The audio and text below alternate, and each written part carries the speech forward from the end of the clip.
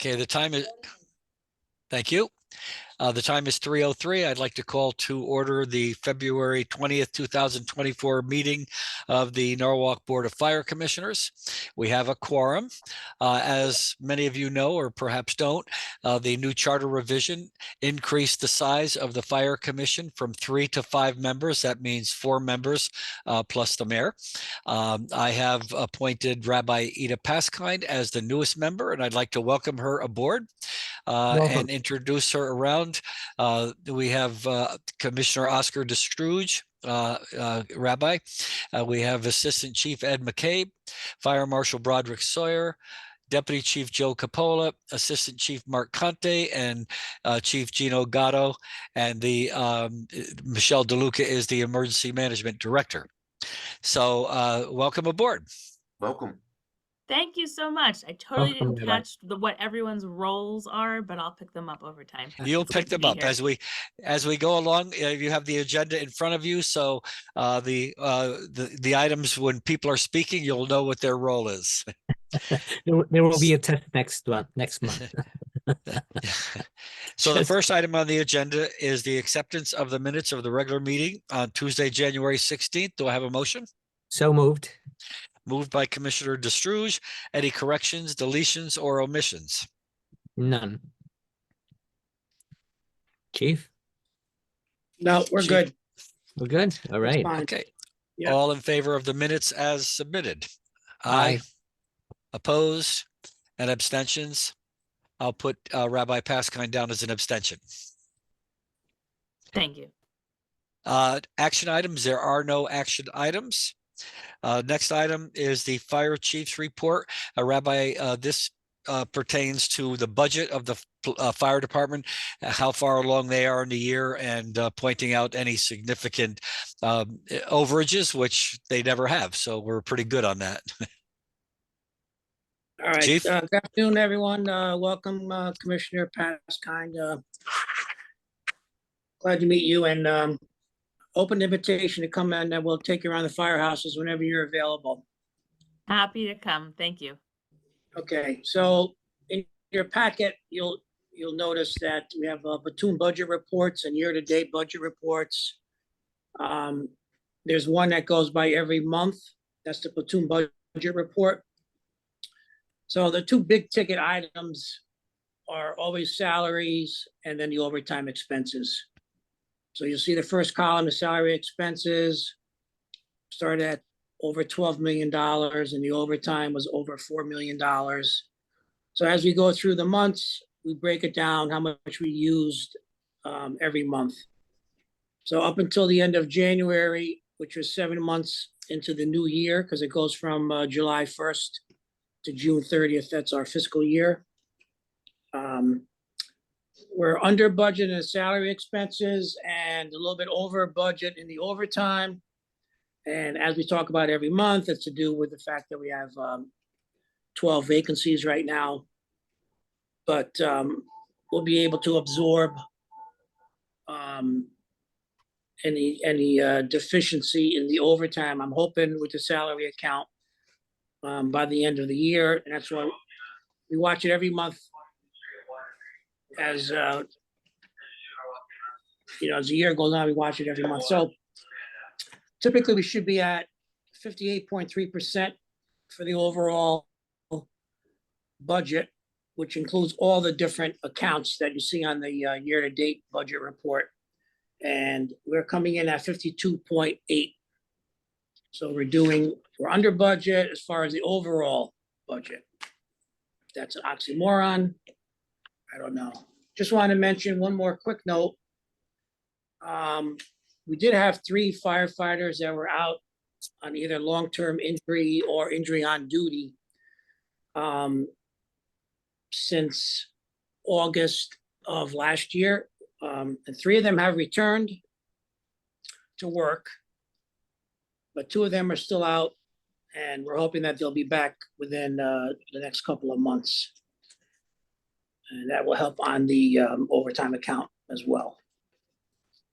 So that's it for that budget. Good. Any questions of the commission? I'm sorry, Chief, did I cut you off? No, Any No. did commissioners have any questions? No questions. Just thank you for keeping us under budget. Very happy. You always seem to do that no matter what happens in our community. Thank you. okay, you're welcome. Next item on the agenda is the Assistant Fire Chief of Administration. That's Assistant Chief Conti.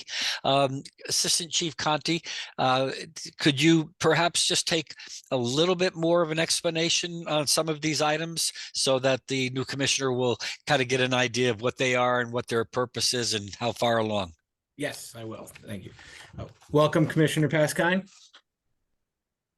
So we have several ongoing projects that are pretty large. I'll start with the station alerting system upgrade. What that is that's the alerting system in all the firehouses that transmit the calls to all the firefighters. What we're doing is we're upgrading that system to be an automated system that will essentially streamline how fast the calls get to the firefighters, which will streamline how fast they get out of the firehouses to respond to the calls. That we've been working on with the full system upgrade. It's been over a year at this point. We're about 3 weeks out for hopefully going live. We just had a meeting today, and we're doing our final testing tomorrow. If everything goes well, we'll start integrating all the stations together, and then what they'll do is they'll do a cutover date. So it's actually going very well. We've done all the testing, and everything seems to be working as planned. That should be in the next 3 weeks, is what I was just told today. Hopefully.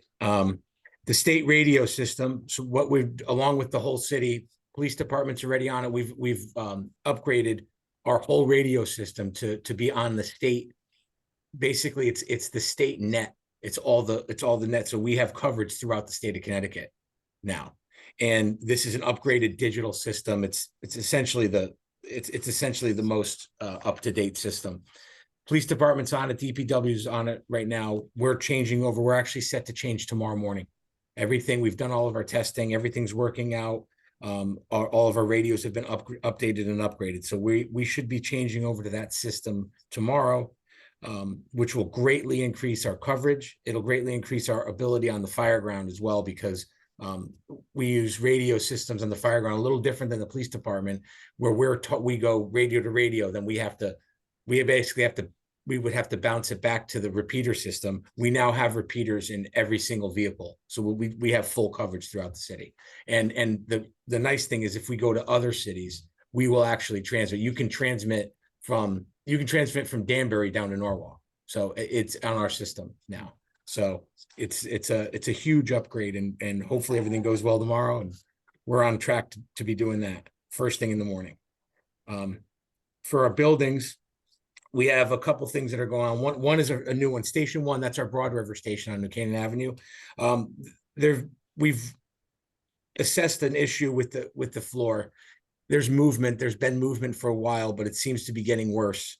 As the trucks go in and out, we've noticed bouncing in the slab, which is not good. They're settling underneath, and there's actually at least one drain pipe that has settled underneath that we know is inoperable. I brought in Bill Ireland from the building department. He agreed with the initial assessment, and he agrees that it needs to be replaced as soon as we can. I talked to Alan Lowe the last week, and I found a very good engineer, very good local contractor, and him as well as Sharon from purchasing has agreed that this is more of an emergency type of work that needs to be assessed immediately with the slabs moving. We just have no way of telling what shape the slabs are in, because they seem to be getting worse. So I'm working on that right now. It's very much in its preliminary stage. I haven't even met with the engineer yet, so I don't even have an idea of the scope of work, but I will definitely keep the commission informed on what we're doing over there. Station 3, apparatus floor. That building, that's our East Norwalk station. So what we do, the third taxing district actually owns that building, and we rent from them. We lease it from them. They have, we've had an issue with the floor. I mean, this is years ago. They've upgraded the floor as the fire trucks have gotten larger and heavier. And we're at the point now where that floor is inadequate essentially. And same thing with the clearance. We've actually dropped leaf springs on the trucks now to be able to fit them in. So it's past due. I just met, so we are going to replace that whole floor. Third Taxing District has granted us $400,000 for that project. So I'll be managing it, but they've granted that preliminary money for that project. I just met with the structural engineer yesterday, and they just took their preliminary measurements. So we will definitely start seeing some movement on that floor replacement. Hopefully I get those drawings in the next month and we can go out to bid to get a contractor to replace that floor. And just in the meantime, what'll happen is Station 3, Engine 3 will be relocated to our Station 6, our apparatus maintenance building for that time when we do that. Our Station 5, our bathroom renovation, we unfortunately got a back order for our stalls. But what we've done over there is we've renovated that building was built in 1971, I believe, and hasn't had a renovation. So what we did is we renovated that building to allow for privacy for all firefighters. There are private stalls, there's private showers, private changing area now, and that whole building's up. That's all been upgraded. The only thing we're waiting on is a back order, unfortunately, from the stalls, the privacy stalls, because they're all custom that are being put in. But everything is ready to go right when we get those in. I'll take any questions. Any commissioners, any questions? No questions, but thank you for the detailed report and for managing the $400,000 grant so well. Thank you. Thank you.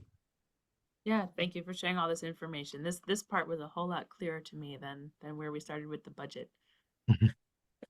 And there's 5 stations, Rabbi, that the firefighters are located around the city.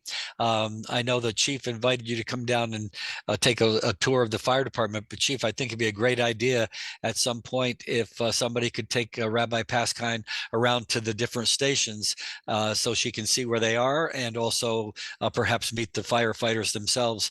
I don't know. I know you're very busy, Rabbi, but I'm going to call you Commissioner from now. Commissioner, I know you're rather busy, so whatever time is convenient for you. Okay, I was actually just looking up online to see where all the different stations are located. I know 3 of them just from being around, but now I'm going to pay really close attention. Okay.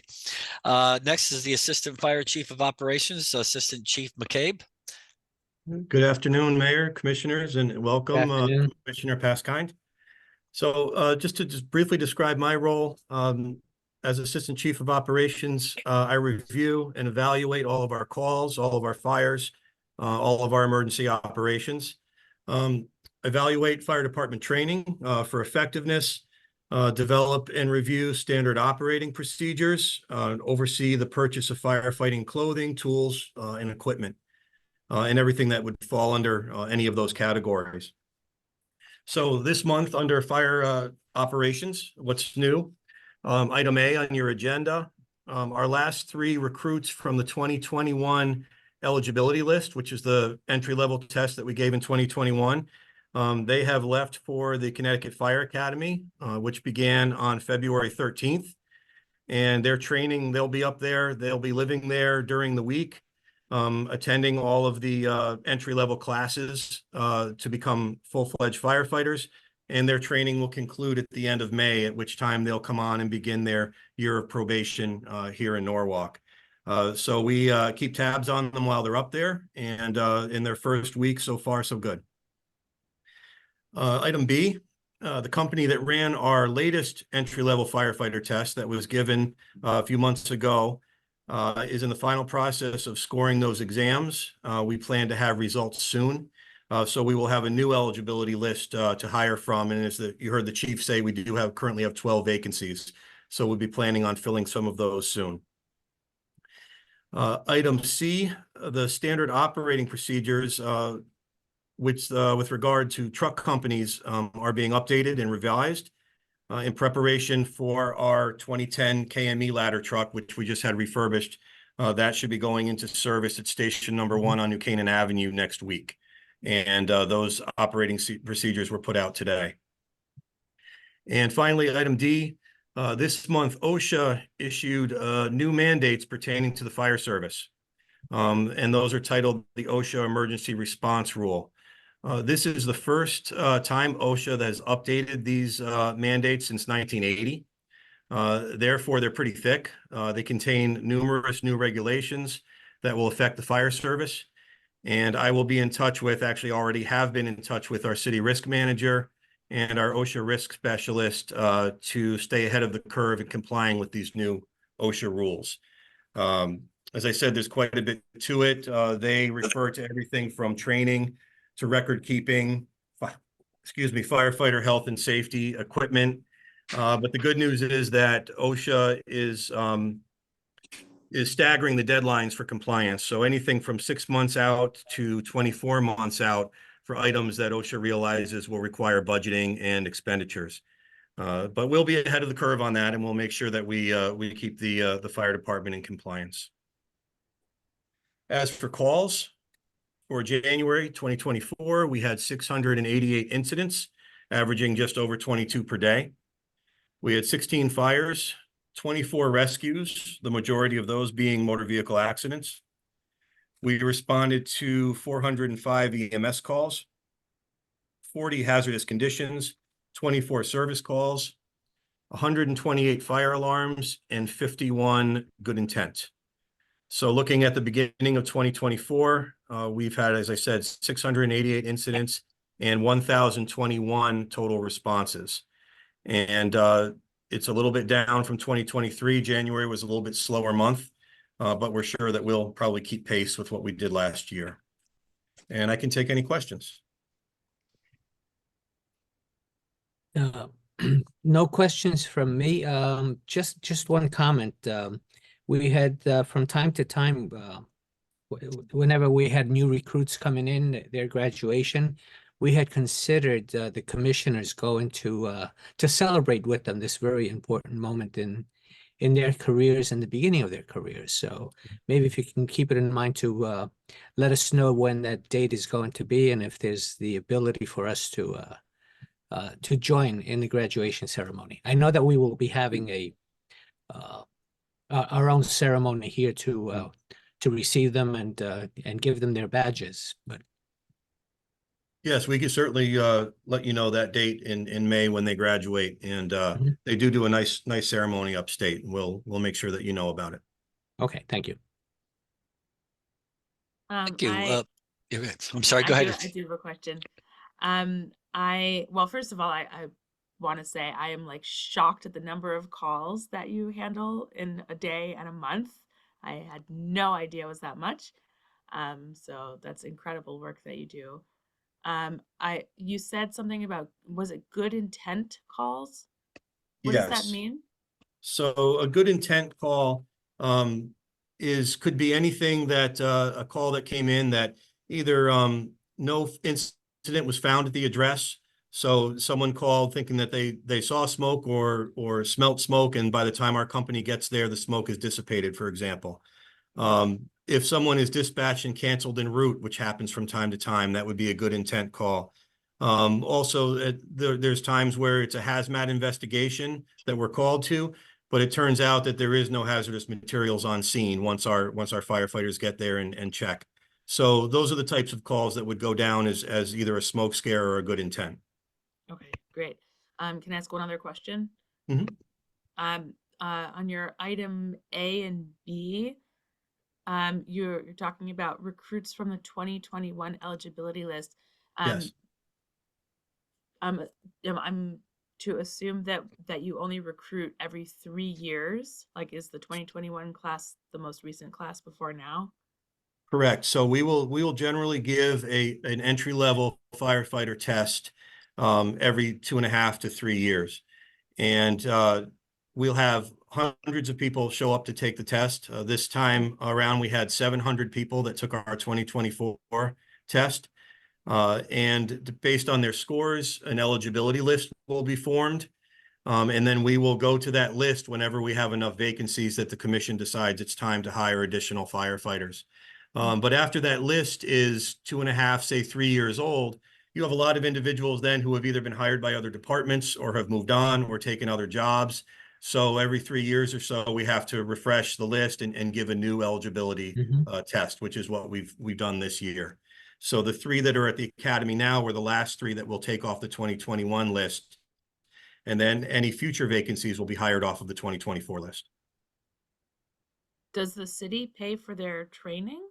Or do they pay for their Yes, training? once the firefighter, once we go through the testing process and the interview process, and we choose which firefighters we want to send up to the Connecticut Fire Academy, at that point they become city employees.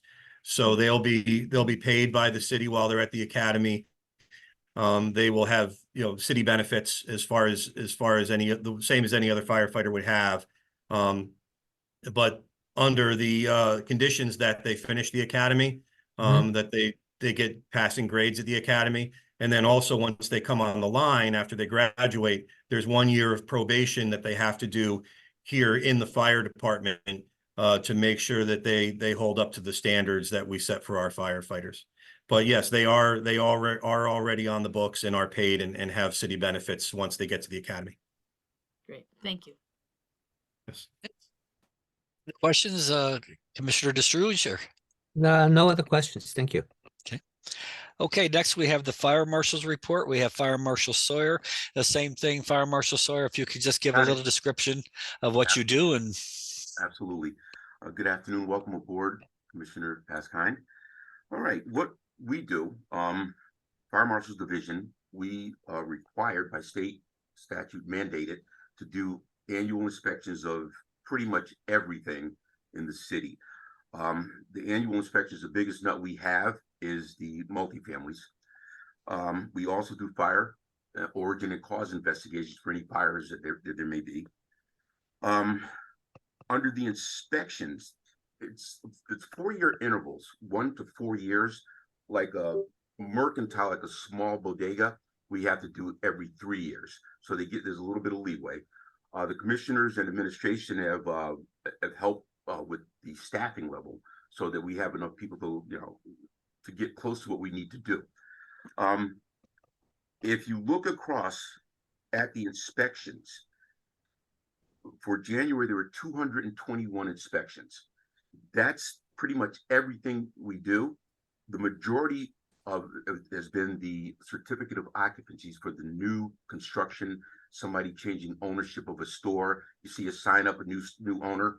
We would have to go there each time that happens as well. And that's been the majority because the city's doing pretty good when it comes to getting new businesses and people actually coming here to do their business. Notifications, basically letters, emails, phone calls that we send out to get the inspection, to set up the CO inspections. That way we can be sure that we have we notified them, and if they don't get back to us, we have a mechanism by statute that we can actually take them to court. We generally don't get that far, but there is a mechanism for that. That's what the notifications are for. PubEd, that's the fire safety education, schools, senior centers. We install smoke alarms for single family homes if they need them, up to 3. Our plan reviews. This is every plan is reviewed, even existing. If you change owners of a small restaurant, they have to submit and pay for a review, and they have to show us a floor plan. Once we approve it here, they've got to take it to the building department to get approval. And once the building department approves the plans, they still have to call us one more time for a final walkthrough to make sure everything that they put on the paper is what it actually looks like. So we'll go in and if everything's hunky-dory, we'll send an email to the building department, then they can go get their C of O. Okay? That's the plan reviews. Liquor license, this has changed a little bit. The liquor license, the fees, we still have the $65 fee, which we have in our ordinance. But the state of Connecticut doesn't require the liquor establishments to contact us anymore. there was a form that we had to fill out with them and sign off. They no longer do that. But fortunately in Norwalk, we have a list of the 52 that we have now. So we find them, so they really can't hide from getting that inspection done. So we get them every year. The fire investigations are pretty much, you know, what was the origin, what was the cause? That's what we look for. And the code issues and hazards. Hazards, hoarding. A code issue may be a sprinkler system or fire alarm system that's out of service. And we find it and we have to, you know, have a fire watch, which means somebody has to stay there and make sure to walk around the building and make sure there's no fire.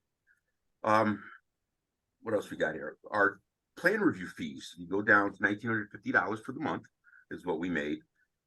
The liquor license fees are $130 is what we made. Those are, again, the state kind of messed us up with that because we were able to access all of them because they had to go to the state. That's changed, so it put a little bit more work on us to go chase these people, but we're okay with that.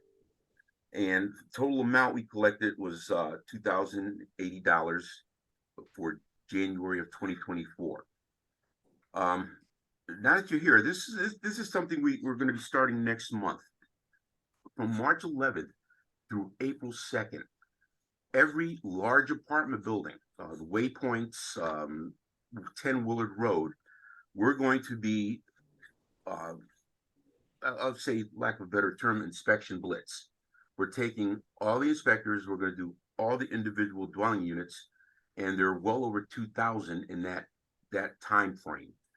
Normally, in a big building, we do the common areas, storage areas, any amenities, and the common hallways. The property managers, we have a form that they can go into the individual units with notice to the residents or the tenant that they're coming in. We usually don't go with them.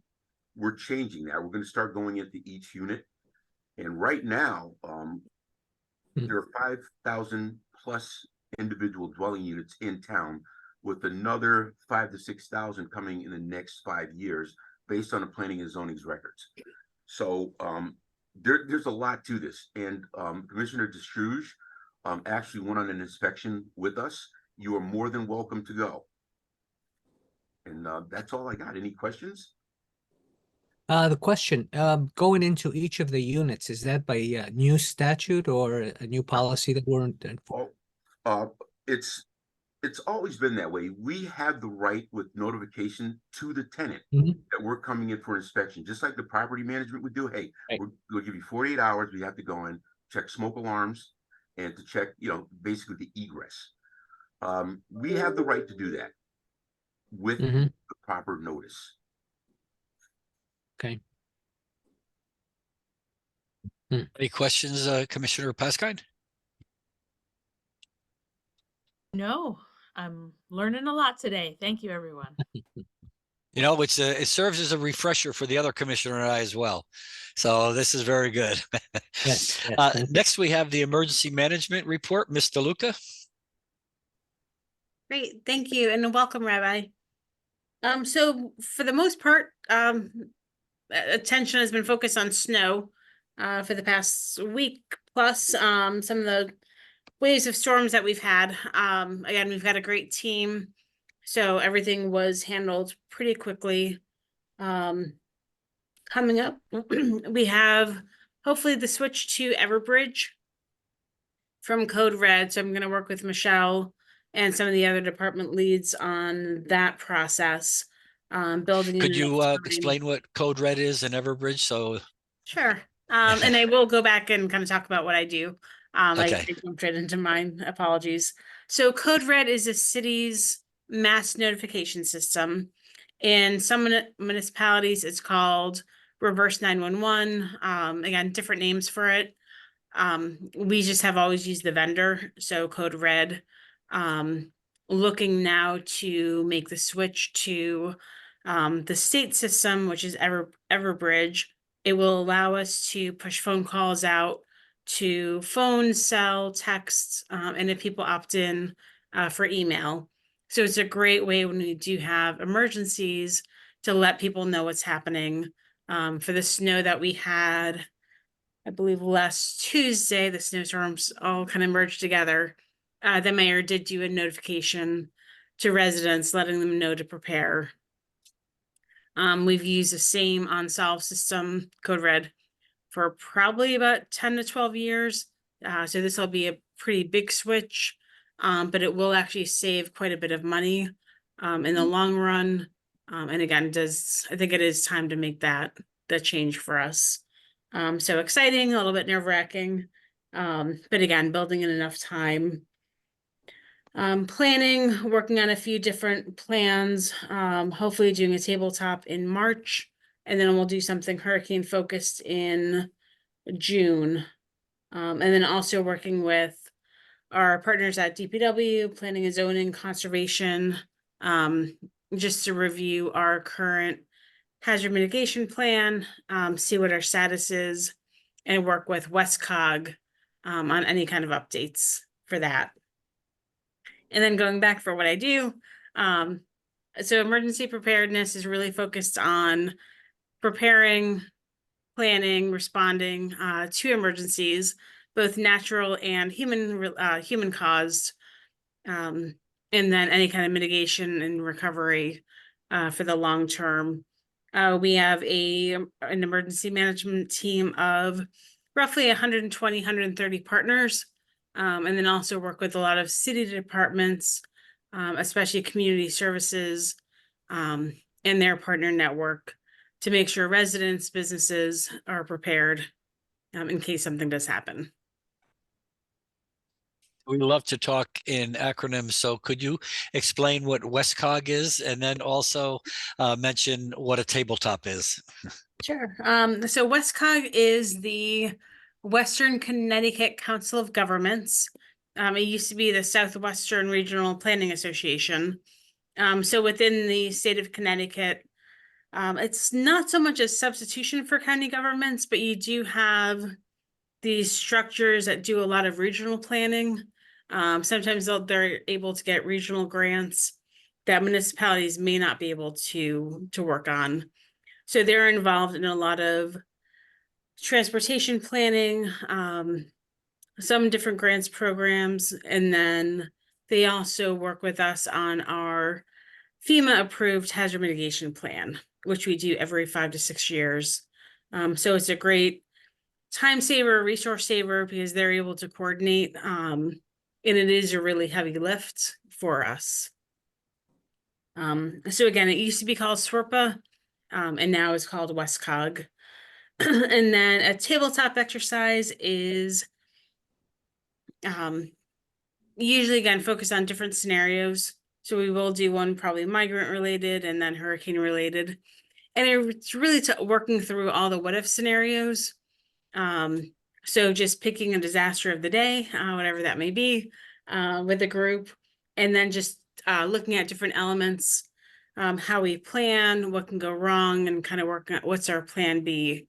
But it's a great way to bring folks together. But in case we do have some staff changeover, get the new ones on board, and just kind of let them know what's going on should something happen. Thank you, Mr. Luca. Any questions, commissioners? No questions.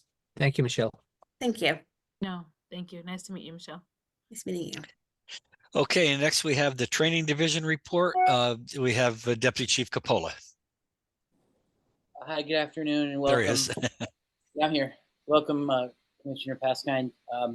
I'm the Deputy Chief of the Training Division, and in that role, I handle all department training, records, scheduling, and other things like that. I'm also a safety officer for the department, both incident safety as well as the health and safety officer for the department.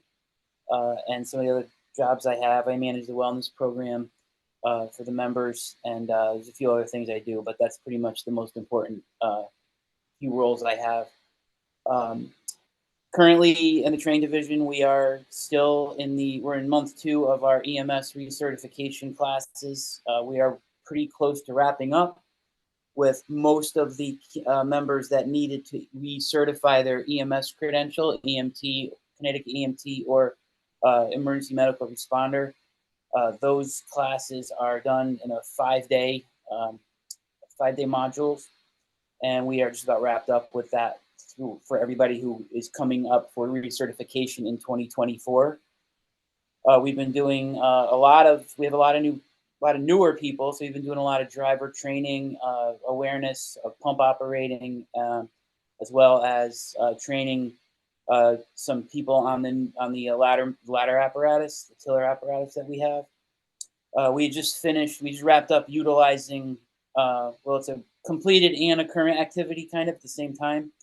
We just finished utilizing the Hatch and Bailey Lumberyard vacant property over at the end of South Main Street there to we call it destructive training, where we actually were able to cut metal doors, force doors, cut roofs. We were doing some interior hose stretching and simulating extinguishing fires. We call that destructive training, and then we also call it fun training. Our members like that a lot. We had a lot of good evolutions over there. We're currently working on task books for both of our ladder companies to be working together, because the apparatus now are going to be very similar, actually the same. So we've been also preparing our members at that station for the arrival of their refurbished truck. Our wellness program and our trainers are still coming every day. Weekdays, our injury prevention program is very strong and well attended. As Assistant Chief McCabe mentioned, we're readying our new recruits for the class, recruit class 73. And by the way, I just looked it up while we were talking. The recruit graduation, you can put on your calendar, commissioners. It's Yes. if you want, it's the 22nd of May. So it's May 22nd. The location's to be determined based on what they can get for the size of the graduation. The class is at 52 recruits right now, 3 of which are ours, Norwalk. So that's May 22nd, 24. I'll get the exact location for you for that. And we've been we just finished training our entire department on familiarization with the new radio system. That was assisted. I assisted with that. Also, we had one of our members who's a radio expert, firefighter Chilla, assisted us in delivering that training to all of our members last week for 4 straight days. So that's actually, again, currently completed. I finished the SCBA fit testing for the annual, that's annual, and we finished that. We've been doing a lot of work with SCBA, self-contained breathing apparatus, with limited passage and emergency maneuvers. And we've had everyone work through the mandatory OSHA respirator training. It's called a 25-second drill, meaning that we have our members ready to be at the front step of a burning house, and they're able to enter, put their SCBA on rapidly, and be safe in doing so.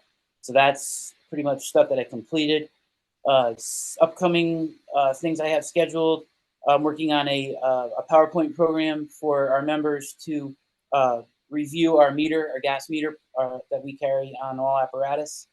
Some of the company officers asked me to bring that back up again, because we do have a lot of newer members that may not have a lot of training on that. So we're going to be doing that. Myself and Assistant Chief Conti were talking about getting our company officer development workshop scheduled, as well as a health and safety meeting for the coming weeks. And with our Hartford Healthcare chosen as our new medical provider, our NFPA compliant physicals are planned to begin in March with their initial blood draws, and then probably physicals getting on the calendar in April. And we have a Connecticut Fire Academy pump operator class scheduled for May, which I already had some interest from the department members. We get 2 free host seats for that department, for that class, being the host, and we reimburse our members through tuition reimbursement should they want to take that class. So that's my report for this month. Thank you for listening. Thank you. Questions from the commission? As always, very extensive and informative. Thank you so much for keeping our entire staff well educated and prepared for whatever may come their way. You're welcome. Thank you. And I always, I too am impressed all the time when we get this annual or monthly report.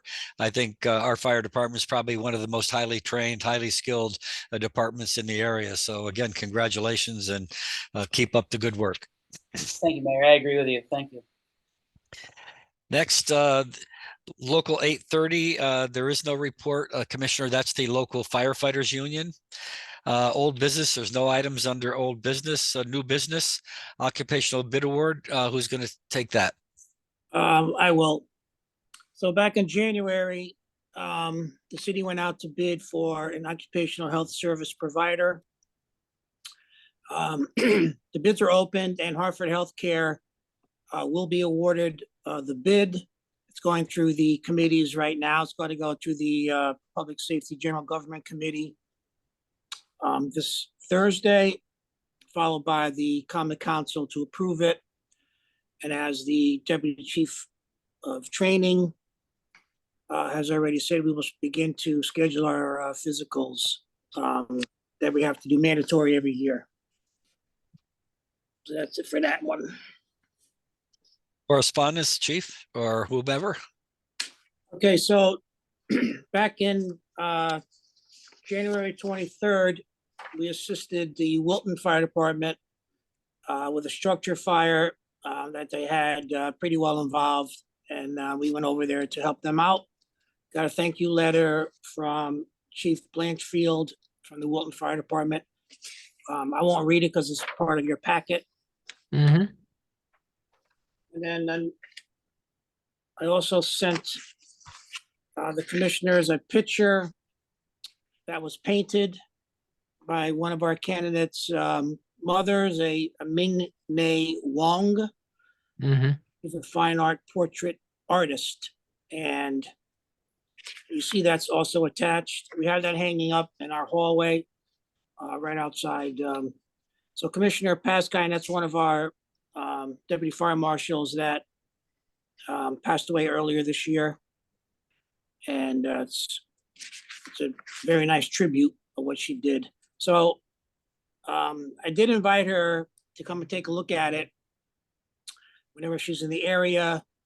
And she wrote back to thank me that it was an honor to paint a portrait of Deputy Fire Marshal Luca Fiola. I really admire our local heroes and I deeply appreciate his service and time for our community. She says, I would love to stop by whenever I'm in the area. Thank you. So hopefully she will follow up and let me know when she's in the area. Those are the correspondence.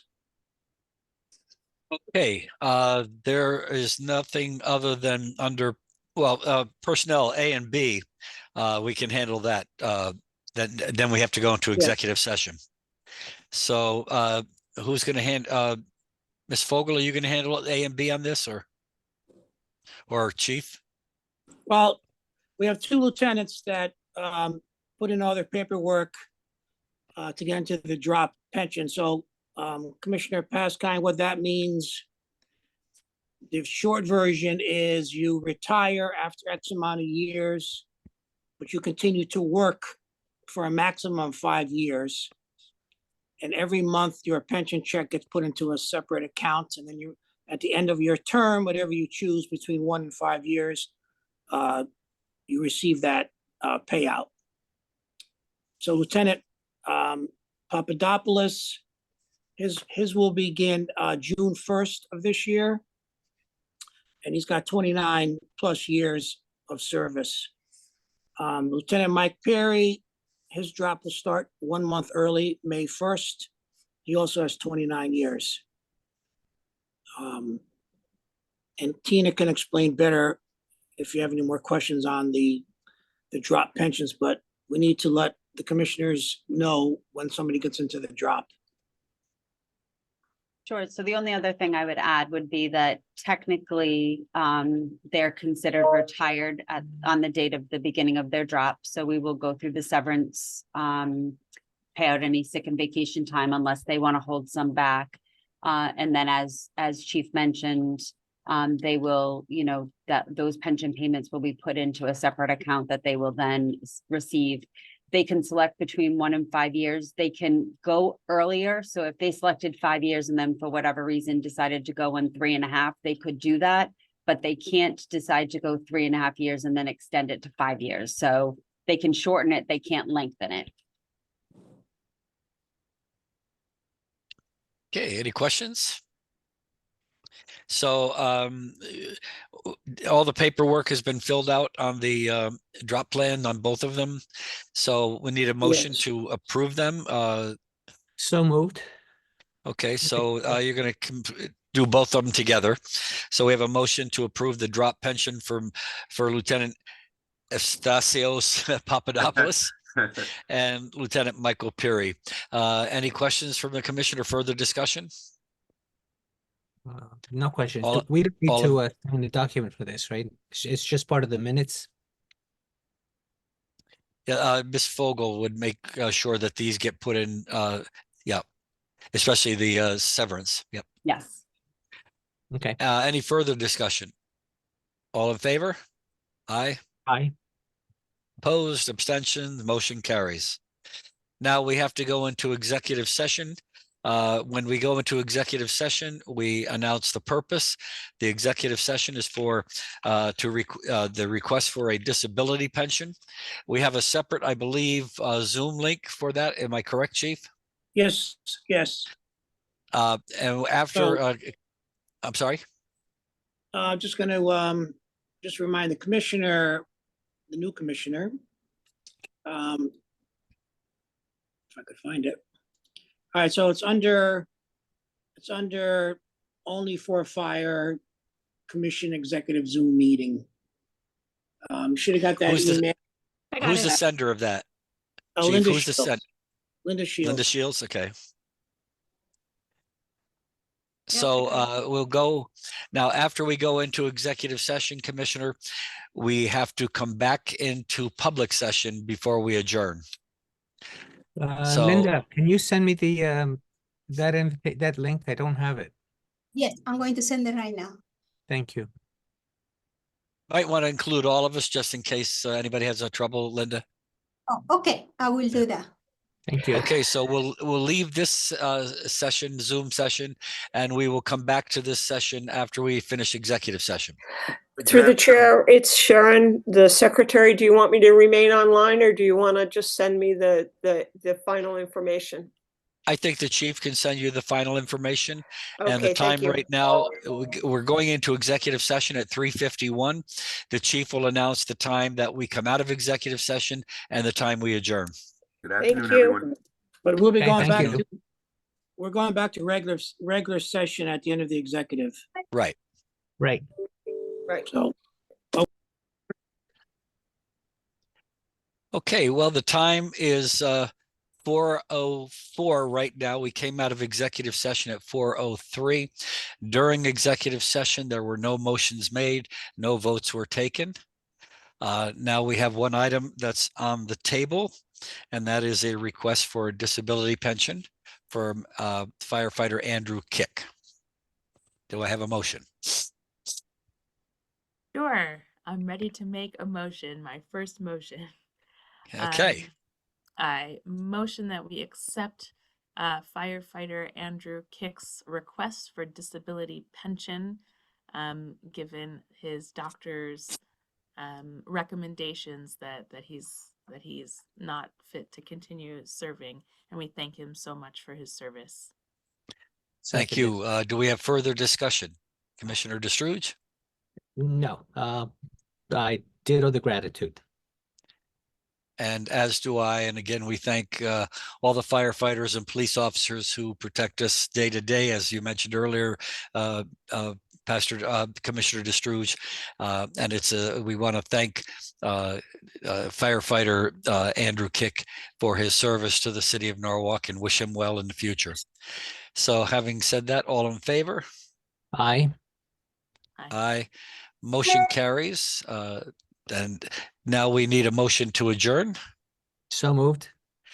Okay, a motion by Commissioner Destruge to adjourn at 4:06 p.m. Any further discussion? All in Nope. favor? Aye. Aye. Motion carries. We are adjourned at 4:06. Thank you for your time and have Thank a you great all. day. You too. Bye. Thank you, everyone. Bye-bye. Thank you, everyone.